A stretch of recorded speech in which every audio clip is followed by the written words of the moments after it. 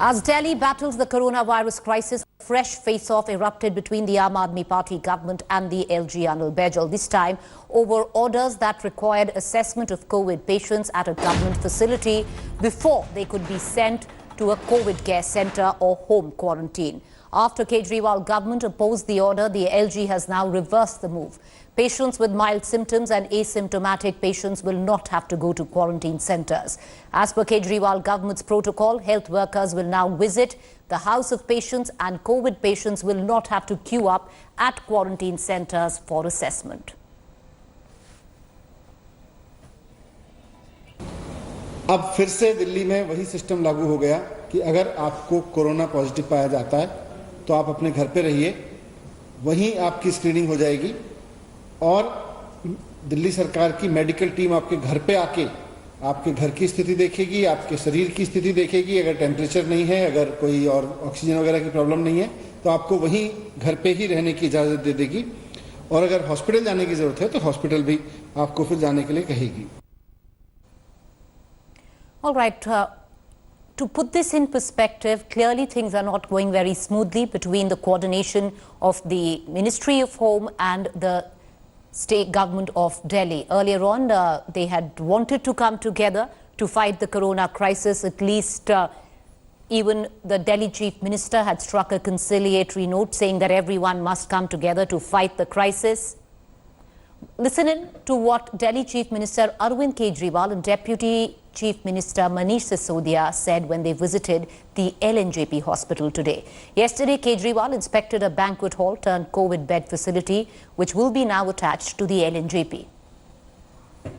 LNJP को 100 दिन Covid के पेशेंट्स का ट्रीटमेंट करते हुए हो गए। आज से 100 दिन पहले उन्हें ये इस हॉस्पिटल को कोविड हॉस्पिटल डिक्लेयर किया गया था। इन 100 दिनों में ढेरों पेशेंट्स को इन्होंने ट्रीट किया हॉस्पिटल ने। मैं बस इतना कहना चाहता हूँ, वो सारी जितनी कमियां हैं वो कोई भी कमी डॉक्टर्स और नर्सेज की वजह से नहीं है, वो सारी कमियां हमारी वजह से है, सरकार की वजह से है। हम उन सारी कमियों को दूर करने की कोशिश कर रहे हैं। All right, with that, let's just move on in the bulletin. Unlock 2.0 guidelines expected to be released on June 30th or June 29th. India today has learnt that international flights are likely to be allowed in some form. Some of the international flights could be Delhi, New York, Mumbai, New York.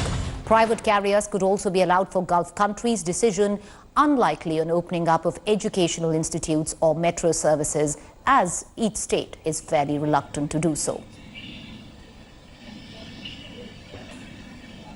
All right, after Unlock 1, now by 30th June, India will move towards Unlock 2.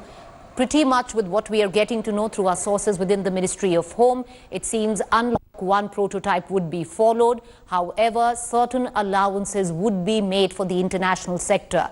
India had opened up its skies for the domestic sector, and now it seems that international flights would also be allowed. All right, I want to connect right now to my colleague Kamaljeet Sandhu, who's joining us on the phone line. Kamal, would you get us up to speed with the very latest? Are we expecting international flights to begin? There's one thing that from July 4th onwards, Vande Bharat scheme is already beginning. I remember 1.3 lakh people have already been brought in from air, another 84,000 by land. But there seems to be a larger issue here. One is that the air traffic has been stopped for quite some time and only special chartered flights have been arranged.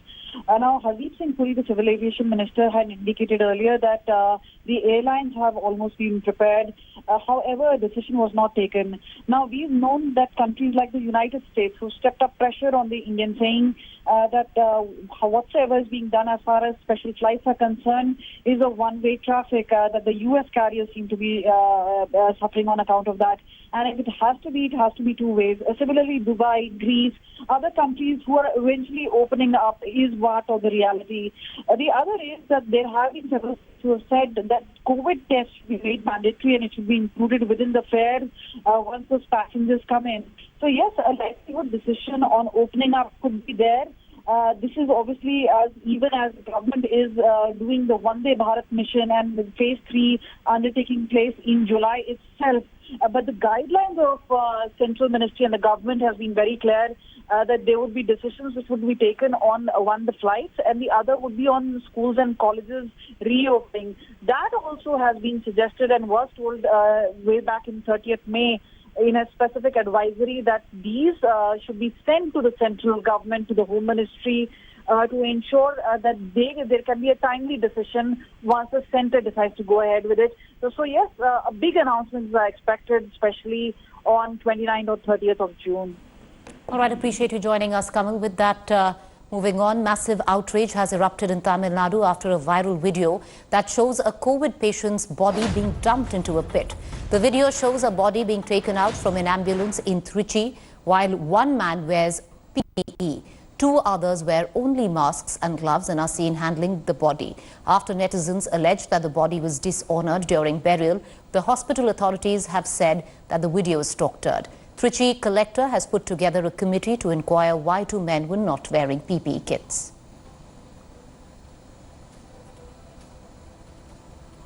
Meanwhile, despite a rise in coronavirus cases, lockdown will not be reimposed in Bengaluru immediately. Speaking after today's cabinet meet, Karnataka Deputy Chief Minister Ashwatha Narayan said that the government is not thinking about reimposing a lockdown. A final decision will only be taken at the Chief Minister's level. Karnataka Chief Minister B.S. Yediyurappa had warned Bengalurians that if they don't maintain social distance or wear masks, the city will be sealed again. BSY said that many people have been found violating social distancing norms. Bengaluru saw 173 new cases yesterday. The city has over 1,100 active cases. The BSY government has now reserved an additional of 2,200 beds in private hospitals to treat COVID patients. This as the cases in the state have crossed the 10,000 mark. ಹತ್ತಾರು ದಿವಸಗಳಿಂದ Covid ಸಂಖ್ಯೆ ಜಾಸ್ತಿ ಆಗ್ತಿದೆ. ಇದನ್ನು ತಡೆಯೋದಕ್ಕೆ ಏನೇನು ಕ್ರಮ ಕೈಗೊಳ್ಳಬೇಕು ಎಲ್ಲದರ ಬಗ್ಗೆ ಇವತ್ತು ಮತ್ತು ನಾಳೆ ಸಮಾಲೋಚನೆ ಮಾಡಿ ಇನ್ನೂ ಬಿಗಿಯಾದ ಕ್ರಮವನ್ನು ಕೈಗೊಳ್ಳುವಂಥ ಪ್ರಯತ್ನ ಮಾಡ್ತೇವೆ. ಜನರು ಸಹಕರಿಸಬೇಕು. ನೀವು ಓಡಾಟ ಮಾಡೋದು ಎಲ್ಲ ರೀತಿಯ ಅವಕಾಶವನ್ನು ಮಾಡಿಕೊಟ್ಟಿದ್ರೂ ಸಹ ಅಂತರವನ್ನು ಕಾಪಾಡಿಕೊಳ್ಳದೇನೆ ಈ ಒಂದು ಪಿಡುಗಿಗೆ ವಿಶೇಷವಾಗಿ ಸ್ಲಮ್ಗಳಲ್ಲಿ ಬೇರೆ ಬೇರೆ ಕಡೆ ಇದು ಕಾರಣ ಆಗ್ತಾ ಇದೆ. ಬೆಂಗಳೂರು ಮತ್ತೊಮ್ಮೆ ಸೀಲ್ ಡೌನ್ ಆಗಬಾರ್ದು ಅಂತ ನಿಮ್ಗೆ ಇಷ್ಟ ಇದ್ದರೆ ದಯಮಾಡಿ ಜನರು ಸಹಕರಿಸಬೇಕು ಮತ್ತು ಅಂತರವನ್ನು ಕಾಯ್ಕೊಳ್ಬೇಕು ಅಂತ ವಿನಂತಿಯನ್ನು ಮಾಡ್ತೀನಿ. Just now the revival of economy has started, the livelihood has just initiated, and the people are, it's a matter of livelihood is very essential for their lives to make a earning to sustain. Again, if you go back retrograde, I don't think it becomes sustainable. It becomes very difficult, and people are going to face more problems. Meanwhile, the Central Board of School Education and ICSE have cancelled the 10th and 12th class examination in view of the pandemic. The Solicitor General of India, Tushar Mehta, informed the Supreme Court today that the exams from July 1st to July 15th stand cancelled. He also said CBSE will conduct exams when the condition is conducive.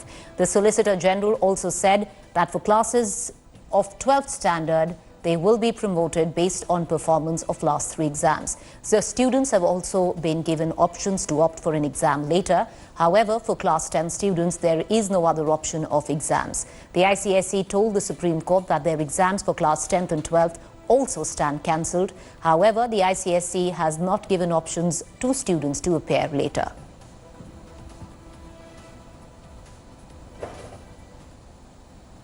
Meanwhile, while efforts between India and China are underway to disengage in the Galwan Valley, another flashpoint area, Pangong Tso, is simmering. China seems to be ready for another face-off. Going for big deployment in the Pangong Tso area, India today has accessed new satellite images posted by popular open-source Intel Twitter handle Detresfa. The satellite images reveal at least 4 new Chinese support positions between Finger 4 and Finger 6. Believed to be in the making since June 13th. These camps can be termed as support positions to the main Chinese military camp at Finger 4. One of these camps have been set up south of the main camp across the river. Both stents equipments are seen in the camp from the high-resolution satellite images. Given the time and effort invested by the PLA in setting up of these camps, the disengagement in Pangong Tso promises to be the trickiest.